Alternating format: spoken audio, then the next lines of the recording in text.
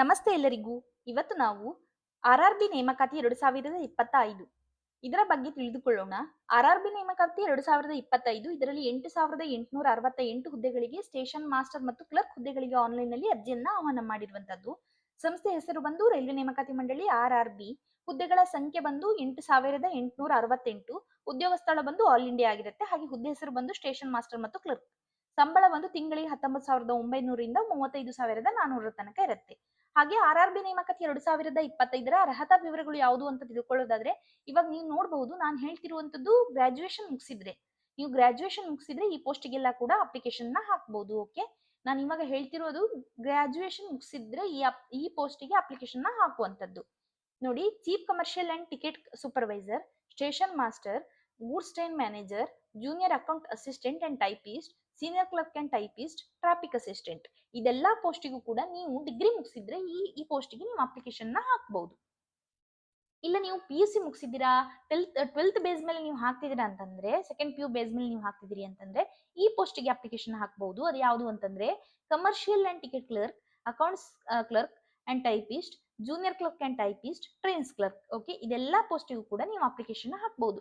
Okay, ನೀವು degree ಮುಗಿಸಿದ್ದೀರಾ ಆದ್ರೂ ಕೂಡ ನೀವು ಈ PUC ಬೇಸ್ ಮೇಲೆ ನೀವು ಅಪ್ಲಿಕೇಶನ್ ಹಾಕ್ತಿದ್ದೀನಿ ಅಂತಂದ್ರೆ ಕೂಡ ನೀವು ಹಾಕ್ಬಹುದು. ಓಕೆ, ಹಾಗೆ PUC ಬೇಸ್ ಮೇಲೆ ಹಾಕೋದಾದ್ರೆ ಇದೆಲ್ಲಾ ಪೋಸ್ಟ್ ಕೂಡ ಇದೆ. ಹಾಗೆ ನೀವು ಡಿಗ್ರಿ ಮುಗಿಸಿ ಹಾಕೋದಾದ್ರೆ ನಾವು ಮೊದಲು ಯಾವ್ದೆಲ್ಲ ಪೋಸ್ಟ್ ಹೇಳಿದೀನಿ ಆ ಪೋಸ್ಟ್ ಮೇಲೆ ಆ ಪೋಸ್ಟಿಗೆ ನೀವು ಅಪ್ಲಿಕೇಶನ್ ಹಾಕಬಹುದು.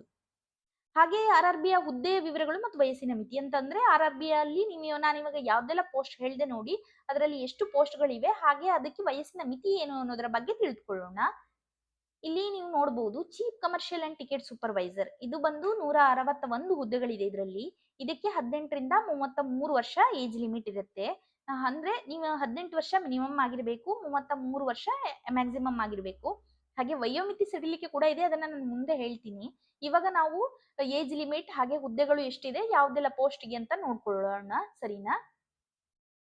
ಫಸ್ಟ್ ಒಂದು chief commercial and ticket supervisor 161, 18 ರಿಂದ 33 ತನಕ. Station master 615, goods train manager 3,416, junior account assistant and typist 921, senior clerk and typist 638, traffic assistant 59. ಇದಿಷ್ಟು ಬಂದು ನಿಮ್ಗೆ 18 ರಿಂದ 33 ವರ್ಷ ಆಗಿರ್ಬೇಕು. ಓಕೆ, ಇದಿಷ್ಟು ಆಗಿದ್ರೆ ನೀವು ಇದಕ್ಕೆ ಅಪ್ಲಿಕೇಶನ್ ಅನ್ನ ಹಾಕಬಹುದು. ಓಕೆ, 33+ ಆಗಿದ್ರೆ ನೀವು ಹಾಕೋದಕ್ಕಾಗಲ್ಲ. 33 ಇಯರ್ಸ್ ನಿಮ್ದು ಮ್ಯಾಕ್ಸಿಮಮ್ ಆಗಿರುತ್ತೆ. ಮ್ಯಾಕ್ಸಿಮಮ್ 33 ಇಯರ್ಸ್ ಆಗಿದ್ರೆ ನೀವು ಇದಕ್ಕೆ ಈ ಪೋಸ್ಟ್ಗೆಲ್ಲ ಅಪ್ಲಿಕೇಶನ್ ಹಾಕಬಹುದು.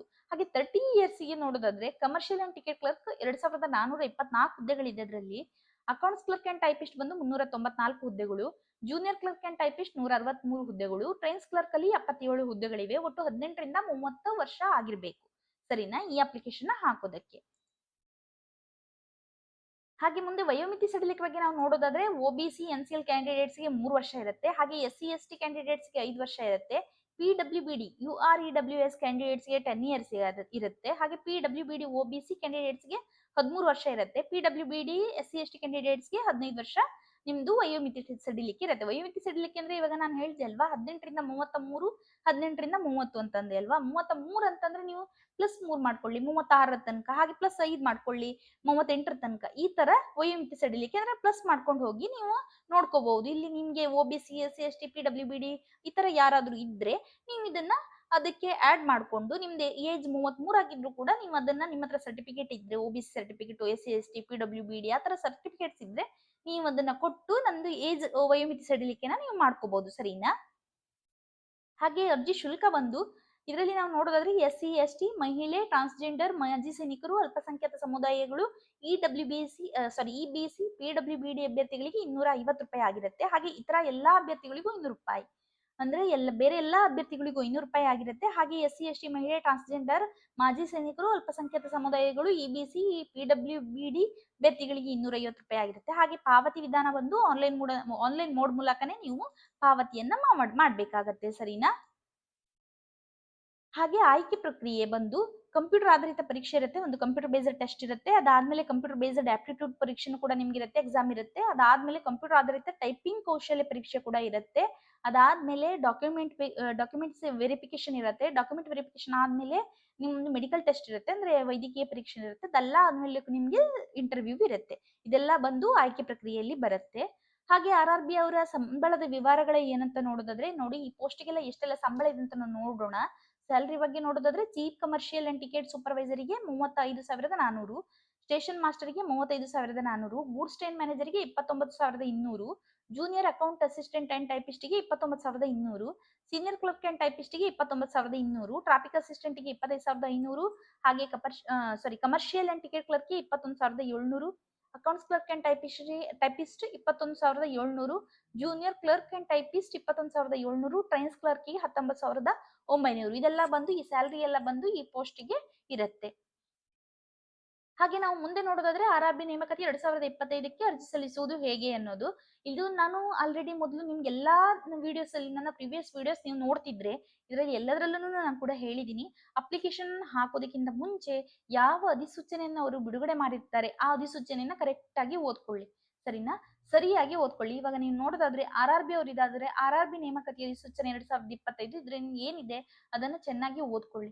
ಓದ್ಕೊಂಡಾದ್ಮೇಲೆ ನೀವು ಲಿಂಕ್ ಅನ್ನ ಕ್ಲಿಕ್ ಮಾಡಿ ಎಲ್ಲದನ್ನು ಕೂಡ ನೀವು ಭರ್ತಿ ಮಾಡಿ ಅಪ್ಲಿಕೇಶನ್ ಹಾಕ್ಬಹುದು. ಅಪ್ಲಿಕೇಶನ್ ಹಾಕೋಕ್ಕಿಂತ ಮುಂಚೆ ನೀವು ನಿಮ್ಮಲ್ಲಿ ಸರಿಯಾದ ಮೇಲ್ ಐಡಿ ಹಾಗೆ ಮೊಬೈಲ್ ನಂಬರ್ ಅನ್ನ ಇಟ್ಕೊಂಡಿರಿ. ಅದಾದ್ಮೇಲೆ ಐಡಿ ಪ್ರೂಫ್, ವಯಸ್ಸಿನ ಸರ್ಟಿಫಿಕೇಟ್ ಹಾಗೆ ಶೈಕ್ಷಣಿಕ ಅರ್ಹತೆ ಸರ್ಟಿಫಿಕೇಟ್, ರೆಸ್ಯೂಮ್ ಹಾಗೆ ಎಕ್ಸ್ಪೀರಿಯನ್ಸ್ ಸರ್ಟಿಫಿಕೇಟ್ ಇದೆಲ್ಲವನ್ನು ಕೂಡ ನೀವು ಸ್ಕ್ಯಾನ್ ಮಾಡಿ ಒಂದು ಫೋಲ್ಡರ್ ಅಲ್ಲಿ ಇಟ್ಕೊಂಡಿರಿ, ಸರಿನಾ? ಈ ಯಾವುದನ್ನು ಕೂಡ ನೀವು ಮಿಸ್ ಮಾಡಬೇಡಿ. ನಾನು ಎಲ್ಲಾ ವಿಡಿಯೋದಲ್ಲೂ ಇದನ್ನೇ ನಾನು ನಿಮ್ಗೆ ಹೇಳ್ತಿರುವಂತದ್ದು. ಮೇಲ್ ಐಡಿ ಹಾಗೆ ಮೊಬೈಲ್ ನಂಬರ್ ತುಂಬಾನೇ ಇಂಪಾರ್ಟೆಂಟ್ ಆಗಿರುತ್ತೆ. ಅದಾದ್ಮೇಲೆ ಐಡಿ ಪ್ರೂಫ್ ಅದಾದ್ಮೇಲೆ education certificate, resume, experience certificate ಇದೆಲ್ಲವೂ ಕೂಡ ತುಂಬಾ ಇಂಪಾರ್ಟೆಂಟ್ ಆಗಿರುತ್ತೆ. ಹಾಗಾಗಿ ನೀವು ಎಲ್ಲದನ್ನು ಸ್ಕ್ಯಾನ್ ಮಾಡಿ ಒಂದು ಫೋಲ್ಡರ್ ಅಲ್ಲಿ ಇಟ್ಕೊಂಡಿರಿ. ಅದಾದ್ಮೇಲೆ ಈ ಡಾಕ್ಯುಮೆಂಟ್ಸ್ ಎಲ್ಲ ನೀವು ಹಾರ್ಡ್ ಕಾಪಿ, ನೀವು ಸೈಬರಿಗೆ ಹೋಗ್ತಿದ್ರಿ ಅಂತಂದ್ರೆ ಹಾರ್ಡ್ ಕಾಪಿ ಎಲ್ಲ ತಗೊಂಡು ಹೋಗಿ ಅಲ್ಲಿ ಸ್ಕ್ಯಾನ್ ಮಾಡಿ ಒಂದು ಫೋಲ್ಡರ್ ಮಾಡ್ಕೊಂಡು ಫಸ್ಟ್ ಇಟ್ಕೊಂಡು ಅದಾದ್ಮೇಲೆ ನೀವು ಹೋಗಿ ಲಿಂಕ್ ಅನ್ನ ಕ್ಲಿಕ್ ಮಾಡಿ ಅದರಲ್ಲಿ ಅರ್ಜಿಯನ್ನ ಭರ್ತಿ ಮಾಡಿ, ಸರಿನಾ? ಫೋಟೋಗ್ರಾಫ್ ಕೂಡ ಇಂಪಾರ್ಟೆಂಟ್, ಫೋಟೋ ಬೇಕು, ನಿಮ್ದು ಫೋಟೋ ಕೂಡ ಇಂಪಾರ್ಟೆಂಟ್ ಆಗಿರುತ್ತೆ. ಅದನ್ನು ಕೂಡ ನೀವು ಮರಿಬೇಡಿ. ಅಪ್ಲಿಕೇಶನ್ ಹಾಕೋಕ್ಕಿಂತ ಮುಂಚೆ ಅದನ್ನು ಕೂಡ ನೀವು ಮರಿಬೇಡಿ ತಗೊಂಡು ಹೋಗೋದಕ್ಕೆ. ಇಲ್ಲ ನೀವು ಮನೆಯಲ್ಲಿಯೇ ಅಪ್ಲಿಕೇಶನ್ ಹಾಕ್ತಿದ್ದೀರಿ ಅಂತಂದ್ರೂ ಕೂಡ ನೀವೆಲ್ಲದನ್ನು ಸ್ಕ್ಯಾನ್ ಮಾಡ್ಕೊಂಡು ಫೋಲ್ಡರ್ ಮಾಡ್ಕೊಂಡು ಅದರಲ್ಲಿ ಇಟ್ಟು ಅದಾದ್ಮೇಲೆ ಅಪ್ಲಿಕೇಶನ್ ಹಾಕಿ, ಸರಿನಾ? ಎಲ್ಲಾ ವಿಡಿಯೋಲಿ ನಾನು ಹೇಳೋ ಹಾಗೆ ನೀವು ಅಪ್ಲಿಕೇಶನ್ ಹಾಕುವಾಗ ಎಲ್ಲದನ್ನು ಕರೆಕ್ಟ್ ಆಗಿ ಚೆಕ್ ಮಾಡ್ಕೊಳ್ಳಿ. ಯಾವುದನ್ನು ಕೂಡ ಮಿಸ್ ಮಾಡೋಕೆ ಹೋಗ್ಬೇಡಿ, ಯಾವುದನ್ನು ಕೂಡ ರಾಂಗ್ ಮಾಡೋದಕ್ಕೆ ಹೋಗ್ಬೇಡಿ, ಆಯ್ತಾ? ಅದಾದ್ಮೇಲೆ ನೀವು ಅಪ್ಲಿಕೇಶನ್ ಹಾಕುವಾಗ ಪದೇ ಅಂದ್ರೆ ಫಸ್ಟ್ ಟೈಪ್ ಮಾಡ್ತಿರ್ತೀರಾ, ಅಪ್ಲಿಕೇಶನ್ ಎಲ್ಲ ಫಿಲ್ ಮಾಡ್ತಿರುವಾಗ ಬಿಟ್ಟು ಫಿಲ್ ಮಾಡೋದು, ಸ್ವಲ್ಪ ಹೊತ್ತು ವೇಟ್ ಮಾಡಿ ಫಿಲ್ ಮಾಡೋದೆಲ್ಲ ಮಾಡೋಕ್ ಹೋಗ್ಬೇಡಿ. ಹಾಗೆ ಮಾಡೋದಾದ್ರೆ ಏನಾಗುತ್ತೆ ಅಂದ್ರೆ ಟೈಮ್ ಔಟ್ ಆಗುತ್ತೆ. ಟೈಮ್ ಔಟ್ ಆದ್ರೆ ನೀವು ಅಪ್ಲಿಕೇಶನ್ ಹಾಕ್ತಿದ್ರು ಕೂಡ ಅಪ್ಲಿಕೇಶನ್ ಸಬ್ಮಿಟ್ ಮಾಡಿದ್ರೆ ಸಬ್ಮಿಟ್ ಮಾಡಿದ್ರೆ ಅಪ್ಲಿಕೇಶನ್ ತಗೊಳ್ಳೋದೇ ಇಲ್ಲ ಅದು. ಹಾಗಾಗಿ ಟೈಮ್ ಔಟ್ ಮಾಡ್ಕೊಳ್ಳೋಕು ಕೂಡ ಹೋಗ್ಬೇಡಿ, ಯಾವುದನ್ನು ರಾಂಗ್ ಆಗಿ ಕೂಡ ನೀವು ಫಿಲ್ ಮಾಡೋಕೆ ಹೋಗ್ಬೇಡಿ, ಸರಿನಾ? ಮತ್ತೆ ಎಲ್ಲಿ ಸ್ಟಾರ್ ಮಾರ್ಕ್ ಇರುತ್ತೆ ಅಲ್ವಾ, ಸ್ಟಾರ್ ಮಾರ್ಕ್ ಯಾವ್ದೆಲ್ಲ ಇರುತ್ತೆ ನೋಡಿ. ಇವಾಗ ನೇಮ್ ಆದ್ಮೇಲೆ ಒಂದು ರೆಡ್ ಸ್ಟಾರ್ ಮಾರ್ಕ್ ಇದ್ರೆ ಅದನ್ನ ನೀವು ಕಂಪಲ್ಸರಿ ಫಿಲ್ ಮಾಡ್ಲೇಬೇಕಾಗತ್ತೆ, ಅದು ಮ್ಯಾಂಡೇಟರಿ ಆಗಿರುತ್ತೆ. ಹಾಗಾಗಿ ನೀವು ಕೆಲವುದ್ರಲ್ಲಿ ಸ್ಟಾರ್ ಮಾರ್ಕ್ ಇರೋದಿಲ್ಲ, ಅದನ್ನ ಫಿಲ್ ಮಾಡದೇ ಇದ್ರೂ ಪರವಾಗಿಲ್ಲ. ಹಾಗಂತ ಫಿಲ್ ಮಾಡಬಾರ್ದು ಅಂತಲ್ಲ, ಫಿಲ್ ಮಾಡಿ. ಆದ್ರೆ ಸ್ಟಾರ್ ಮಾರ್ಕ್ ಯಾವ್ದಿರುತ್ತೆ ನೀವು ಅದೆಲ್ಲದ್ರು ಬಿಟ್ಟು ನೀವು ಸಬ್ಮಿಟ್ ಮಾಡಕ್ ಹೋಗಿ ನೀವು ಅಪ್ಲಿಕೇಶನ್ ಅಲ್ಲಿ ಯಾವುದೋ ಒಂದು ನೀವು ಫಿಲ್ ಮಾಡಿಲ್ಲ ಅಂತ ಬಂದ್ರೆ ನೀವು ನೋಡ್ಕೊಳ್ಳಿ ಯಾವ್ದೆಲ್ಲ ಸ್ಟಾರ್ ಮಾರ್ಕ್ಸ್ ಇದೆ, ಅದೆಲ್ಲ ನಾನು ಫಿಲ್ ಮಾಡಿದಿನ ಇಲ್ವಾ ಅಂತ ನೋಡ್ಕೊಳ್ಳಿ, ಸರಿನಾ?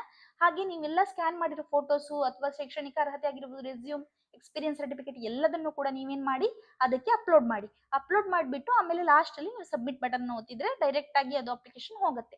ಹಾಗೆ ಒಂದ್ಸಲ ಅಪ್ಲಿಕೇಶನ್ ಹಾಕಿ, ಮತ್ತೊಂದ್ಸಲ ಅಪ್ಲಿಕೇಶನ್ ಹಾಕಿ, 2-3 ಸಲ ಅಪ್ಲಿಕೇಶನ್ ಹಾಕಿ ಹಾಗೆಲ್ಲ ಮಾಡೋಕೋದ್ರೆ ಕೆಲವು ಸಲ ರಿಜೆಕ್ಟ್ ಆಗೋ ಚಾನ್ಸಸ್ ಇರುತ್ತೆ. ಹಾಗಾಗಿ ಅಪ್ಲಿಕೇಶನ್ ಹಾಕುವಾಗ್ಲೇ ನೀವು ಕರೆಕ್ಟ್ ಆಗಿ ಅಪ್ಲಿಕೇಶನ್ ಹಾಕಿ, ಸರಿನಾ? ಅದಾದ್ಮೇಲೆ ಪ್ರಮುಖ ದಿನಾಂಕಗಳು ಬಂದು ಯಾವುದು ಅಂತಂದ್ರೆ ಆಲ್ರೆಡಿ ಅಕ್ಟೋಬರ್ 21ಕ್ಕೆ ಅರ್ಜಿ ಸಲ್ಲಿಸುವ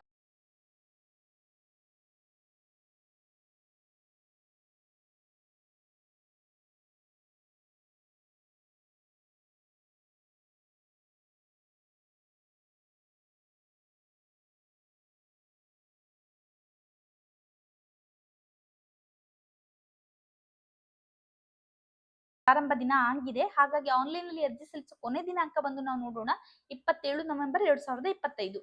ಇದು ಒಂದು ನವೆಂಬರ್ 27ರ ತನಕ ಇದೆ. ಹಾಗೆ ಮುಂದೆ ಹೋಗಿ ನೋಡೋದಾದ್ರೆ ಇದರಲ್ಲಿ 2 ಟೈಪ್ ಬರುತ್ತೆ, ಅಂದ್ರೆ CEN ಸಂಖ್ಯೆ 06/2025 ಹುದ್ದೆ, ಹಾಗೆ ಇನ್ನೊಂದು ಬಂದು CEN ಸಂಖ್ಯೆ 07/2025 ಹುದ್ದೆ. ನೀವು ಅಪ್ಲಿಕೇಶನ್ ಹಾಕುವಾಗ ಲಿಂಕ್ ಅನ್ನ ಕ್ಲಿಕ್ ಮಾಡಿದ್ಮೇಲೆ ನಿಮ್ಗೆ ಎರಡು ತುಂಬಾ ಬಾಕ್ಸ್ ಬರುತ್ತೆ. RRBದು NTPC ಅಥವಾ ಅಂಡರ್ ಗ್ರಾಜುಯೇಟ್ ಆ ತರ ಎಲ್ಲ ಪೋಸ್ಟ್ ಇದು ಬರುತ್ತೆ.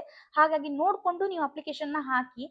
ನಾನು ಇಲ್ಲಿ ನಿಮ್ಗೆ ವಿಡಿಯೋಸ್, ನನ್ಗೆ ತುಂಬಾ ಜನ DM ಮಾಡ್ತಿರ್ತಾರೆ ಇನ್ಸ್ಟಾಗ್ರಾಮ್ ಅಲ್ಲಿ, ಅದು ನಾನೆಲ್ಲ ಲಿಂಕ್ ಅನ್ನ ಕ್ಲಿಕ್ ಮಾಡಿ ಹೋಗಿದ್ದೀನಿ. ಬಟ್ ನಂಗೆ ಅದ್ರಲ್ಲಿ ಯಾವುದು ಅಂತ ಗೊತ್ತಾಗ್ತಿಲ್ಲ ಅಂತ ಹೇಳಿ. ಬಟ್ ಅವರಿಗೆಲ್ಲ ನಾನು ಮಾಹಿತಿ ಕೊಟ್ಟಿದ್ದೀನಿ. ಆದ್ರೆ ನಂಗೆ ಈ ಸ್ಕ್ರೀನ್ ಶಾಟ್ ತೆಗಿಯೋದಕ್ಕೆ ಅಥವಾ ವಿಡಿಯೋ ಮೂಲಕ ನಂಗೆ ಅದನ್ನ ಕೊಡೋದಕ್ಕಾಗೋದಿಲ್ಲ. ಯಾಕಂದ್ರೆ ನಾನು ಅಬ್ರಾಡ್ ಅಲ್ಲಿ ಇರೋದ್ರಿಂದ ಇಲ್ಲಿ ಎಲ್ಲದನ್ನು ಬ್ಲಾಕ್ ಮಾಡ್ತಿದ್ದಾರೆ. ನಂಗೆ ಅದು ಗೌರ್ಮೆಂಟಿದ್ ವೆಬ್ಸೈಟ್ ಆಗಿರೋದ್ರಿಂದ, ಹಾಗಾಗಿ ಏನಾಗುತ್ತೆ ಇಲ್ಲಿ ಅಬ್ರಾಡ್ ಅಲ್ಲಿ ಅದನ್ನ ಓಪನ್ ಮಾಡೋದಕ್ಕಾಗೋದಿಲ್ಲ. ಕೆಲವೊಂದು ಮಾತ್ರ ಓಪನ್ ಮಾಡೋಕ್ಕಾಗತ್ತೆ. ಬಟ್ ಎಲ್ಲದನ್ನು ನಂಗೆ ಓಪನ್ ಮಾಡೋದಕ್ಕಾಗೋದಿಲ್ಲ ಇಲ್ಲಿ. ಏನಾಗುತ್ತೆ ಅಂತಂದ್ರೆ ಫಸ್ಟ್ ಆಫ್ ಆಲ್ ಅದೇ ಬ್ಲಾಕ್ ಮಾಡಿದ್ದಾರೆ ಅಂತ ಬರುತ್ತೆ, ವೆಬ್ಸೈಟ್ ಬ್ಲಾಕ್ ಆಗಿದೆ ಅಂತ. ಇಲ್ಲ ಅಂತಂದ್ರೆ ನಿಮ್ದು ಸೈಬರ್ ಇಶ್ಯೂ ಇದೆ, ಸಾರಿ ಎರರ್ ಬರ್ತಿದೆ ಅಂತ ಹೇಳಿ ಬರುತ್ತೆ. ಇಂಟರ್ನೆಟ್ ಇಶ್ಯೂ ಅಂತ ಬರುತ್ತೆ. ಹಾಗೆಲ್ಲ ತುಂಬಾ ಕಮೆಂಟ್ಸ್ ಅಥವಾ ಆತರ ಏನಾದ್ರು ಬರ್ತಿರುತ್ತೆ. ಹಾಗಾಗಿ ನಿಮ್ಗೆ ಓಪನ್ ಮಾಡೋದಕ್ಕೆ ಆಗುದಿಲ್ಲ. ನಾನು ಬೇರೆಯವ್ರ ಹತ್ರ ಕೇಳ್ಕೊಂಡು, ನಂಗೆ ಗೊತ್ತಿರೋರ ಹತ್ರ ಕೇಳ್ಕೊಂಡು ನಾನು ನಿಮ್ಗೆ ಅವರಿಗೆಲ್ಲ ಹೇಳಿದೀನಿ ಹೇಗೆ ಓಪನ್ ಮಾಡಿದ್ಮೇಲೆ ಲಿಂಕ್ ಅನ್ನ ಓಪನ್ ಮಾಡಿದ್ರೆ ಯಾವ ತರ ಬರುತ್ತೆ ಅಂತ ಹೇಳಿ ಸ್ಕ್ರೀನ್ ಶಾಟ್ ಎಲ್ಲ ತೆಗ್ಸಿ ನಾನು ಅದನ್ನ ಅವರಿಗೆಲ್ಲ ಕಳಿಸ್ಕೊಟ್ಟಿದ್ದೀನಿ ಹೇಗೆ ಮಾಡ್ಬೇಕು ಅಂತ. ನಿಮ್ಗೂ ಕೂಡ ಹೀಗೆಲ್ಲ ಡೌಟ್ ಬಂದ್ರೆ ನೀವು ಖಂಡಿತವಾಗಿಯೂ ನನಗೆ DM ಮಾಡಬಹುದು. ಇನ್ಸ್ಟಾಗ್ರಾಮಿಗೆ ಹೋಗಿ ಡೈರೆಕ್ಟ್ ಆಗಿ DM ಮಾಡಿ, ಇಲ್ಲ ಅಂತಂದ್ರೆ ನನಗೆ ಕಮೆಂಟ್ ಮಾಡಿ. ನಾನು ಖಂಡಿತವಾಗಿಯೂ ನಿಮ್ಗೆ ಹೆಲ್ಪ್ ಮಾಡ್ತೀನಿ, ಸರಿನಾ? ಹಾಗೆ ಮತ್ತೆ ಏನಂತಂದ್ರೆ ನಾನು ತುಂಬಾನೇ ಪ್ರಯತ್ನ ಪಟ್ಟೆ ಇಲ್ಲಿ. ನಾನು ಅದೇ ತರನೇ ವಿಡಿಯೋ ಮಾಡುವ, ಯಾಕಂದ್ರೆ ನಿಮ್ಗೆ ಅಟ್ಲೀಸ್ಟ್ ನಾನು ಅಲ್ಲಿ ಲಿಂಕ್ ಅನ್ನ ಕ್ಲಿಕ್ ಮಾಡಿ ಹೋಗಿ ಏನೆಲ್ಲ ಅಪ್ಲಿಕೇಶನ್ ಹಾಕ್ಬೋದು, ಅದರಲ್ಲಿ ಏನೆಲ್ಲ ನೀವು ಅಪ್ಲೋಡ್ ಮಾಡ್ಬೇಕಾಗತ್ತೆ, ಏನೆಲ್ಲ ನೀವು ಫಿಲ್ ಮಾಡ್ಬೇಕಾಗತ್ತೆ ಅಂತ ನೋಡುವಂತ ನಾನು ತುಂಬಾ ಟ್ರೈ ಮಾಡಿದೆ. ಅಂದ್ರೆ ಇದು ಒಂದನ್ನೇ ಅಲ್ಲ, ಬೇರೆ ಎಲ್ಲ ಜಾಬ್ ಬಂದಿರುವಂತದ್ದು, ಜಾಬ್ ಎಕ್ಸಾಮ್, ಬ್ಯಾಂಕ್ ಎಕ್ಸಾಮ್ ಆ ತರದ್ದೆಲ್ಲ ನಾನು ಚೆಕ್ ಮಾಡಿ ನೋಡಿದೆ. ಬಟ್ ಯಾವುದು ಕೂಡ ಓಪನ್ ಆಗಲ್ಲ. ನಂಗೆ ಇಲ್ಲಿ ತನಕ ನಾನು ಹೇಳ್ಬಹುದು, ಬಟ್ ಅದನ್ನ ಓಪನ್ ಮಾಡಿ ನಂಗೆ ನಿಮ್ಗೆ ತೋರ್ಸೋದಕ್ ಆಗುದಿಲ್ಲ. ಖಂಡಿತ ನಾನು ಇಂಡಿಯಾಕ್ ಬಂದಾಗ ಇದನ್ನೆಲ್ಲ ಮಾಡಿ ನಾನು ನಿಮ್ಗೆ ತೋರಿಸ್ತೀನಿ. ಬಟ್ ನಂಗೆ ಇಷ್ಟೇ ಹೇಳೋಕ್ಕಾಗೋದು, ನಿಮ್ಗೆ ಗೊತ್ತಾಗ್ಲಿಲ್ಲ ಅಥವಾ ನಿಮ್ಗೆ ಹೆಲ್ಪ್ ಬೇಕು ಅಂತಿದ್ರೆ ಖಂಡಿತ ನಂಗೆ ಕಮೆಂಟ್ ಮಾಡಿ, ಇಲ್ಲ ಡೈರೆಕ್ಟ್ ಮೆಸೇಜ್ ಮಾಡಿ, DM ಮಾಡಿ ಇನ್ಸ್ಟಾಗ್ರಾಮ್ ಅಲ್ಲಿ, ನಾನು ನಿಮ್ಗೆ ಹೆಲ್ಪ್ ಮಾಡ್ತೀನಿ, ಸರಿನಾ? ಓಕೆ, ಇವಾಗ ನೋಡೋದಾದ್ರೆ ಇಲ್ಲಿ ಹಾಗೆ 2 ಬರುತ್ತೆ. CEN ಸಂಖ್ಯೆ 06/2025, ಹಾಗೆ ಇನ್ನೊಂದು ಬಂದು CEN ಸಂಖ್ಯೆ 07/2025 ಇದೆ. ಇದರಲ್ಲಿ ಕೂಡ ನಿಮ್ಗೆ ಬೇರೆ ಬೇರೆ ಕೊನೆಯ ದಿನಾಂಕ ಬರುತ್ತೆ. ಫಸ್ಟ್ ಒಂದು CEN ಸಂಖ್ಯೆ 06/25 ಇದ್ದಲ್ಲಿ ಸಲ್ಲಿಸಿದ ಅರ್ಜಿಗಳಿಗೆ ಅರ್ಜಿ ಶುಲ್ಕ ಪಾವತಿಯ ಕೊನೆಯ ದಿನಾಂಕ ಒಂದು 22 ನವೆಂಬರ್ 2025 ಆಗಿರುತ್ತೆ. ಹಾಗೆ ಮಾರ್ಪಾಡು ಶುಲ್ಕ ಪಾವತಿಯೊಂದಿಗೆ ಅರ್ಜಿ ನಮೂನೆಯಲ್ಲಿ ತಿದ್ದುಪಡಿಗಳಿಗಾಗಿ ಮಾರ್ಪಾಡು ವಿಂಡೋ ದಿನಾಂಕಗಳು 23 ನವೆಂಬರ್ 2025ರಿಂದ 2025 ಡಿಸೆಂಬರ್ 2 ತನಕ ಇರುತ್ತೆ. ಹಾಗೆ ಅರ್ಹ ಬರಹಗಾರ ಅಭ್ಯರ್ಥಿಗಳು ತಮ್ಮ ಬರಹಗಾರ ವಿವರಗಳನ್ನು ಅರ್ಜಿ ಪೋರ್ಟಲ್ನಲ್ಲಿ ಒದಗಿಸಬೇಕಾದ ದಿನಾಂಕಗಳು 3ರಿಂದ 7 ಡಿಸೆಂಬರ್ 2025 ಆಗಿರುತ್ತೆ, ಸರಿನಾ? ಹಾಗೆ CEN ಸಂಖ್ಯೆ 07/2025 ಹುದ್ದೆಗಳಿಗೆ ಸಲ್ಲಿಸಿದ ಅರ್ಜಿಗಳಿಗೆ ಅರ್ಜಿ ಶುಲ್ಕ ಪಾವತಿಗೆ ಕೊನೆಯ ದಿನಾಂಕ ಬಂದು 29 ನವೆಂಬರ್ 2025. ಮಾರ್ಪಾಡು ಶುಲ್ಕ ಪಾವತಿಯೊಂದಿಗೆ ಅರ್ಜಿ ನಮೂನೆಯಲ್ಲಿ ತಿದ್ದುಪಡಿಗಳಿಗಾಗಿ ಮಾರ್ಪಾಡು ವಿಂಡೋ ದಿನಾಂಕಗಳು 30 ನವೆಂಬರ್ 2025ರಿಂದ 9 ಡಿಸೆಂಬರ್ 2025. ಅರ್ಹ ಬರಹಗಾರ ಅಭ್ಯರ್ಥಿಗಳು ತಮ್ಮ ಬರಹಗಾರರ ವಿವರಗಳನ್ನು ಅರ್ಜಿ ಪೋರ್ಟಲ್ನಲ್ಲಿ ಒದಗಿಸಬೇಕಾದ ದಿನಾಂಕಗಳು 10 ಡಿಸೆಂಬರ್ 2025ರಿಂದ 14 ಡಿಸೆಂಬರ್ 2025 ತನಕ ಆಗಿರುತ್ತೆ, ಸರಿನಾ? ಅಂದ್ರೆ ನೀವು ಇವಾಗ ಅಪ್ಲಿಕೇಶನ್ ಹಾಕೋದಕ್ಕೂ ಕೂಡ ಬೇರೆ ಬೇರೆ ಕೊನೆಯ ದಿನಾಂಕ ಇರುತ್ತೆ. ಹಾಗೆ ಇದನ್ನ ನೋಡ್ಕೊಳ್ಳಿ. ಅದಾದ್ಮೇಲೆ ಅಪ್ಲಿಕೇಶನ್ ಹಾಕಿದ್ಮೇಲೆ ಕೂಡ ನಿಮ್ಗೆ 2 ದಿನ ಎಕ್ಸ್ಟೆಂಡ್ ಆಗುತ್ತೆ, ಅಂದ್ರೆ ಅರ್ಜಿ ಶುಲ್ಕನ ನೀವು ಪಾವತಿ ಮಾಡೋದಕ್ಕೆ, ಸರಿನಾ? ಹಾಗೆ ನೀವು ಯಾವ್ದನ್ನ ಇವಾಗ ನೀವು ಒಂದ್ಸಲ ಲಿಂಕ್ ಕ್ಲಿಕ್ ಮಾಡಿ ಅಪ್ಲಿಕೇಶನ್ ಹಾಕಿದೀನಿ ಅಂತಂದ್ರೆ ನಿಮ್ಗೆ ಅಲ್ಲಿ ಲಿಂಕ್ ಅಲ್ಲಿ ಕ್ಲಿಕ್ ಮಾಡಿದ್ಮೇಲೆ ನಿಮ್ಗೆ ಯೂಸರ್ ID ಪಾಸ್ವರ್ಡ್ ಏನಾದ್ರೂ ಬರುತ್ತೆ ಅಲ್ವಾ, ಅದನ್ನ ನೀವು ನೆನ್ಪಿಟ್ಕೊಳ್ಳಿ. ಹಾಗೆ ಅದನ್ನ ನೋಟ್ ಮಾಡಿ ಇಟ್ಕೊಳ್ಳಿ, ಅದು ಬೇಕಾಗತ್ತೆ. ಹಾಗೆ ನಿಮ್ದು ಮೇಲ್ ID ಮತ್ತೆ ಮೊಬೈಲ್ ನಂಬರ್ ತುಂಬಾ ಇಂಪಾರ್ಟೆಂಟು. ಅದನ್ನ ನೀವು ಬೇರೆಯವರಿದ್ದು ಅಥವಾ ನಿಮ್ ಬೇರೆಯವರಿದ್ದೆಲ್ಲ ಕೊಡೋದಕ್ಕೆ ಹೋಗ್ಬಿಡಿ. ನಿಮ್ದೇ ಮೊಬೈಲ್ ನಂಬರ್, ನಿಮ್ದೇ ಮೇಲ್ ID ಹಾಕಿ. ಅದು ತುಂಬಾ ಇಂಪಾರ್ಟೆಂಟ್. ಯಾವ್ದನ್ನು ಕೂಡ ನೀವು ರಾಂಗ್ ಮಾಡೋದಕ್ಕೆ ಹೋಗ್ಬೇಡಿ, ಸರಿನಾ? ಹಾಗೆ RRBಯ ಪ್ರಾರಂಭಕ ದಿನಾಂಕದ ವಿವರ ಹಾಗೆ RRBಯ ಕೊನೆಯ ದಿನಾಂಕದ ವಿವರ ನೋಡೋದಾದ್ರೆ ಇದೆಲ್ಲ ಕೂಡ 21 ಚೀಫ್ ಕಮರ್ಷಿಯಲ್ ಟಿಕೆಟ್ ಸೂಪರ್ವೈಸರು ಇದೆಲ್ಲ ಬಂದು ನಿಮ್ಗೆ ಅಕ್ಟೋಬರ್ 21ರಿಂದನೇ ಶುರು ಆಗಿದೆ. ಹಾಗೆ ನಾವು ಲಾಸ್ಟ್ ಕೊನೆಯ ದಿನಾಂಕ ಯಾವುದು ಅಂತ ನೋಡೋಣ. Okay, chief commercial and ticket supervisor 29 November 2025 ಆಗಿರುತ್ತೆ. Station master 20th November 2025. Goods train manager 20th November 2025. Junior accountant assistant and typist 20th November 2025, senior clerk and typist 20th November 2025, traffic assistant 20th November 2025, commercial and ticket clerk 27 November 2025, accounts clerk and typist 27 November 2025, junior clerk and typist 27 November 2025, trains clerk 27 November 2025. ಇದೆಲ್ಲ ಬಂದು last ದಿನಾಂಕಗಳು. So ನೀವು ಇದೆಲ್ಲವೂ ಬಂದು 20th ಇಂದ 27 ತನಕ ಇದೆ. ಹಾಗಾಗಿ ಇದನ್ನ ನೀವು ನೆನ್ಪಿಟ್ಕೊಳ್ಳಿ. ಓಕೆ, ಎಲ್ಲವೂ ಕೂಡ ನವೆಂಬರ್ ಅಲ್ಲೇ ಎಂಡ್ ಆಗುತ್ತೆ. ಹಾಗೆ ಇಲ್ಲಿ ಒಂದು ನಾನು ಸ್ಕ್ರೀನ್ ಶಾಟ್ ಅನ್ನ ಅಪ್ಲೋಡ್ ಮಾಡಿದ್ದೀನಿ.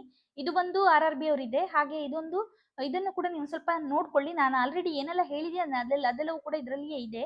ಹಾಗಾಗಿ ನೀವು ಚೆಕ್ ಮಾಡ್ಕೊಂಡ್ರೆ ಸಾಕು. ಅದಾದ್ಮೇಲೆ ನಾನು ಅಧಿಕೃತ ವೆಬ್ಸೈಟ್ ಅನ್ನು ಕೂಡ ಮೆನ್ಷನ್ ಮಾಡಿದ್ದೀನಿ. ಈ ಲಿಂಕ್ ಅನ್ನ, ಇದು ಅಧಿಕೃತ ವೆಬ್ಸೈಟ್ ಬಂದು indianrailways.government.in. ಈ ಲಿಂಕ್ ಅನ್ನ ನಾನು ಡಿಸ್ಕ್ರಿಪ್ಷನ್ ಅಲ್ಲಿ ಹಾಕಿರ್ತೀನಿ, ನಿಮ್ಗೆ ಬೇಕಾದ್ರೆ ನೀವು ಚೆಕ್ ಮಾಡ್ಕೊಳ್ಳಿ. ಓಕೆ, ಇಲ್ಲ ನೀವು ಹೋಗಿ ಅಲ್ಲಿ ಕ್ಲಿಕ್ ಮಾಡಿದ್ರೆ ವೆಬ್ ಪೇಜ್ಗೆ ಹೋಗುತ್ತೆ, ಇಲ್ಲ ಡೈರೆಕ್ಟ್ ಆಗಿ ಕಾಪಿ ಪೇಸ್ಟ್ ಮಾಡಿ ಗೂಗಲ್ ಅಲ್ಲಿ ನೀವು ಕೂಡ ಸರ್ಚ್ ಮಾಡಬಹುದು, ಸರಿನಾ? ಸರ್ಚ್ ಮಾಡಿದ್ರೆ ನಿಮಗೆ ಅಪ್ಲಿಕೇಶನ್ ಲಿಂಕ್ ಓಪನ್ ಆಗುತ್ತೆ. ನಾನು ಹೇಳ್ದಾಗೆ ಅಲ್ಲಿ ನೋಡ್ಕೊಂಡು ಚೆಕ್ ಮಾಡ್ಕೊಂಡು ಯಾವ್ದು ಪೋಸ್ಟಿಗೆ ಅಪ್ಲಿಕೇಶನ್ ಹಾಕ್ತಿದ್ರೆ ಅದಕ್ಕೇನೆ ಅಪ್ಲಿಕೇಶನ್ ನೀವು ಹಾಕಿ, ಸರಿನಾ? ಹಾಗೆ ಮತ್ತೆ ನೀವೇನ್ ಮಾಡ್ತೀರಾ, ಇವಾಗ ನೀವು ಏನ್ ಒಂದಕ್ಕೆ ಅಪ್ಲಿಕೇಶನ್ ಹಾಕ್ತೀರಾ, ಓಕೆ ಈಗ RRB ಬಂದಿದೆ, RRB ಅಪ್ಲಿಕೇಶನ್ ಹಾಕ್ತೀರಾ, ಬೇರೆ ಎಲ್ಲದಕ್ಕೂ ಅಪ್ಲಿಕೇಶನ್ ಹಾಕಲ್ಲ. ಹಾಗೆಲ್ಲ ಮಾಡೋದಕ್ಕೆ ಹೋಗ್ಬೇಡಿ. ಯಾಕಂದ್ರೆ ನಿಮ್ಗೆಲ್ಲಾದ್ರೂ ನಿಜವಾಗ್ಲೂ ಇದ್ರ ಮೇಲೆ ಇಂಟ್ರೆಸ್ಟ್ ಇದೆ, ಗೌರ್ಮೆಂಟ್ ಜಾಬ್ ಮೇಲೆ ನೀವು ಅಪ್ಲಿಕೇಶನ್ ಅದ್ರ ಮೇಲೆ ನೀವು ಪ್ರಿಪೇರ್ ಮಾಡ್ತಿದ್ರಿ, ಅದೇ ಜಾಬಿಗೆ ಹೋಗ್ಬೇಕು ಅಂತ ಪ್ರಿಪೇರ್ ಮಾಡ್ತಿದ್ರಿ ಅಂತಂದ್ರೆ ಖಂಡಿತವಾಗಿಯೂ ನೀವು ಬೇರೆ ಬೇರೆ ನಾನು ಪ್ರೀವಿಯಸ್ ವಿಡಿಯೋಸ್ ಅನ್ನ ಹಾಕಿದೀನಿ, ಇಲ್ಲ ನೀವೇ ನೋಡ್ತಿರ್ಬೋದು, ಬೇರೆ ಎಲ್ಲಾದ್ರೂ ಫೋಟೋಲೆಲ್ಲ ನೋಡ್ತಿರ್ಬೋದು, ಇಲ್ಲ ನಾನು ಪ್ರೀವಿಯಸ್ ವಿಡಿಯೋಸ್ ನೀವು ಚೆಕ್ ಮಾಡ್ಬೋದು, ಇಲ್ಲ ಎವ್ರಿ ಡೇ ನಾನು ವಿಡಿಯೋಸ್ ಅನ್ನ ಅಪ್ಲೋಡ್ ಮಾಡ್ತಿರ್ತೀನಿ, ಅದನ್ನ ನೀವು ಚೆಕ್ ಮಾಡ್ಕೊಳ್ಳಿ. ಯಾವ್ದೆಲ್ಲ ಜಾಬಿಗೆ ಅಪ್ಲಿಕೇಶನ್ ಬರುತ್ತೆ, ಇಲ್ಲ ಬ್ಯಾಂಕ್ ಎಕ್ಸಾಮ್ಸ್, ಎಲ್ಲ ಗೌರ್ಮೆಂಟ್ ಎಕ್ಸಾಮ್ಸ್ ಎಲ್ಲ ಬರುತ್ತೆ ಅಲ್ವಾ, ಅದೆಲ್ಲದಕ್ಕೂ ಕೂಡ ನೀವು ಅಪ್ಲೈ ಮಾಡಿದ್ರೆ ಒಂದಲ್ಲ ಒಂದಿನ ಯಾವ್ದಾದ್ರೂ ಒಂದು ದಿನ ಕ್ಲಿಕ್ ಆಗತ್ತೆ, ಓಕೆನಾ? ಯಾವತ್ತಾದ್ರೂ ಒಂದಿನ ನಿಮ್ಗೆ ಕ್ಲಿಕ್ ಆಗ್ಬಹುದು. ಹಾಗಾಗಿ ನೀವು ಯಾವ್ದನ್ನು ಕೂಡ ಬಿಡೋಕ್ ಹೋಗ್ಬೇಡಿ. ಹಾಗೆ ಗೌರ್ಮೆಂಟ್ ಎಕ್ಸಾಮ್ಗೆಲ್ಲ ನೀವು ಪ್ರಿಫರ್ ಆಗ್ತಿರ್ತೀರ ಅಲ್ವಾ, ಪ್ರಿಪ್ರೇಷನ್ ಮಾಡುವಾಗ ಸೇಮ್ ಕಾನ್ಸೆಪ್ಟೇ ಇರುತ್ತೆ. ಇವಾಗ ನೀವು RRB ರೈಲ್ವೇಸ್ಗೆ ಏನು ಈಗ ನೀವು ಎಕ್ಸಾಮ್ಗೆ ಪ್ರಿಪೇರ್ ಆಗಿರುವ ಸೇಮ್ ಸಬ್ಜೆಕ್ಟ್ SSCಗೆ ಇಲ್ಲ ಬ್ಯಾಂಕಿಂಗಿಗೆ ಎಲ್ಲ ಬರುತ್ತೆ. ಹಾಗಾಗಿ ಒಂದೇ ಸಬ್ಜೆಕ್ಟ್ ಇರೋದ್ರಿಂದ ನೀವು ಸ್ವಲ್ಪ ಥಿಂಕ್ ಮಾಡ್ಕೊಂಡ್ರೆ ಆಯ್ತು, ಓಕೆ ಈ ತರ ಕಾನ್ಸೆಪ್ಟ್ ಮಾತ್ರ ಚೇಂಜ್ ಆಗುತ್ತೆ ಅಂತ ಅಂದ್ರೆ ಇವಾಗ ಸಾಮಾನ್ಯ ಜ್ಞಾನ ಆಗಿರ್ಬಹುದು, ಜನರಲ್ ನಾಲೆಜ್ ಕ್ವಶನ್ಸ್ ಆಗಿರ್ಬಹುದು, ಇಲ್ಲ ಅಂತಂದ್ರೆ ಇಂಗ್ಲಿಷ್ ಆಗಿರ್ಬಹುದು, ಇಲ್ಲ ಕ್ವಾಂಟಿಟೇಟಿವ್ ಆಪ್ಟಿಟ್ಯೂಡ್ ಆಗಿರ್ಬಹುದು, ರೀಸನಿಂಗ್ ಎಬಿಲಿಟಿ, ಇದೆಲ್ಲ ಸೇಮ್ ಕ್ವಶನ್ಸೇ ಆಗಿರುತ್ತೆ. ಹಾಗಾಗಿ ನೀವು ಒಂದಕ್ಕೆ ಪ್ರಿಪೇರ್ ಆಗ್ತಿದ್ರಿ ಅಂತಂದ್ರೆ ಪ್ರಿಪೇರ್ ಆಗಿರುವ ಕ್ವಶನ್ಸ್ ಅನ್ನ ನೀವು ಚೆನ್ನಾಗಿ ಎಲ್ಲದನ್ನು ಕರೆಕ್ಟ್ ಆಗಿ ಓದ್ಕೊಂಡ್ಮೇಲೆ ನಿಮ್ಗೆ ಯಾವ್ದಕ್ಕೆಲ್ಲ ಬ್ಯಾಂಕ್ ಎಕ್ಸಾಮಿಗೆ ಅಪ್ಲಿಕೇಶನ್ ಹಾಕ್ತಿದ್ದೀರಾ, ಓಕೆ ಅದಕ್ಕೂ ಕೂಡ ಹಾಕಿ. ಅದಾದ್ಮೇಲೆ SSCಗೆ ಹಾಕ್ತೀರಾ, ಹಾಗೆ ರೈಲ್ವೆಗೆ ಹಾಕ್ತೀರಾ, ಹಾಗೆ ಜಾಬಿಗೆ ಹಾಕ್ತೀರಾ, ಎಲ್ಲದಕ್ಕೂ ನೀವು ಕೂಡ ಅಪ್ಲಿಕೇಶನ್ ಹಾಕಿ. ಓಕೆ, ನಾನು ಇವಾಗ ಅಪ್ಲಿಕೇಶನ್ ಹಾಕಿ ಅಂತ ಹೇಳ್ತೀನಿ. ಹಾಗೆ ಅರ್ಜಿ ಶುಲ್ಕ ಕೂಡ ಇರುತ್ತೆ, 500 1,000 ಎಲ್ಲ ಇರುತ್ತೆ. ನಿಮ್ಗೆ ಹಾಕೋಕಾದ್ರೆ ಖಂಡಿತವಾಗಿಯೂ ನೀವು ಇದನ್ನ ಅಪರ್ಚುನಿಟಿನ ಮಿಸ್ ಮಾಡ್ಕೊಳ್ಳೋಕೆ ಹೋಗ್ಬೇಡಿ, ಸರಿನಾ? ಯಾವ್ದೆಲ್ಲ ಎಕ್ಸಾಮ್ ಬರುತ್ತೆ, ಗೌರ್ಮೆಂಟ್ ಎಕ್ಸಾಮ್ ಬರುತ್ತೆ, ಗೌರ್ಮೆಂಟ್ ಜಾಬ್ ಬರುತ್ತೆ, ಅದಕ್ಕೆಲ್ಲ ಅಪ್ಲಿಕೇಶನ್ ಹಾಕಿ. ಒಂದಲ್ಲ ಒಂದಿನ ಏನಾಗುತ್ತೆ, ಲಕ್ ಇಲ್ಲ ಗಾಡ್ಸ್ ಗ್ರೇಸ್ ಅಂತ ಹೇಳ್ತೀವಲ್ಲ, ಹಾಗೆ ಯಾವತ್ತಾದ್ರೂ ಒಂದಿನ ಕೈ ಹಿಡಿಬಹುದು. ಹಾಗಾಗಿ ನನ್ನ ವಿಡಿಯೋಸ್ ಅನ್ನ ನೀವು ಚೆಕ್ ಮಾಡೋದಾದ್ರೆ ನೋಡಬಹುದು, ಪ್ರೀವಿಯಸ್ ವಿಡಿಯೋಸ್ ಎಲ್ಲ ನಾನು ಹಾಕಿದೀನಿ, ಅದನ್ನ ಚೆಕ್ ಮಾಡಬಹುದು. ಇಲ್ಲ ಎವ್ರಿ ಡೇ ನಾನು ವಿಡಿಯೋಸ್ ಹಾಕ್ತಿರ್ತೀನಿ, ಅದನ್ನ ನೀವು ಚೆಕ್ ಮಾಡ್ಕೋಬಹುದು, ಸರಿನಾ? ನನ್ನ ವಿಡಿಯೋಸ್ ಇಷ್ಟ ಆದ್ರೆ ನೀವು ಲೈಕ್ ಮಾಡಿ, ಹಾಗೆ ಸಬ್ಸ್ಕ್ರೈಬ್ ಮಾಡಿ, ಹಾಗೆ ನಮ್ಗೆ ಕಮೆಂಟ್ ಮಾಡಿ. ಅದಲ್ಲದೆ ನಿಮ್ಗೆ ಗೊತ್ತಿರೋರು, ನಿಮ್ ಫ್ರೆಂಡ್ ಸರ್ಕಲ್, ಇಲ್ಲ ನಿಮ್ಮ ಮನೆಯವರು, ಬೇರೆಯವರು ಯಾರಾದ್ರೂ ಇದ್ರೆ ಖಂಡಿತವಾಗಿಯೂ ನನ್ನ ವಿಡಿಯೋಸ್ನ ಶೇರ್ ಮಾಡಿ. ಯಾರಾದ್ರೂ ಜಾಬ್ ಅಪ್ಲಿಕೆಂಟ್ಸ್ ಇದ್ರೆ ಅವರಿಗೂ ಕೂಡ ನೀವು ಈ ವಿಡಿಯೋಸ್ನ ಶೇರ್ ಮಾಡಿ, ಅವರಿಗೂ ಕೂಡ ಯೂಸ್ಫುಲ್ ಆಗುತ್ತೆ ಅಲ್ವಾ? ಓಕೆ, ಮುಂದಿನ ವಿಡಿಯೋದಲ್ಲಿ ಸಿಗೋಣ. ಧನ್ಯವಾದಗಳು ಎಲ್ಲರಿಗೂ.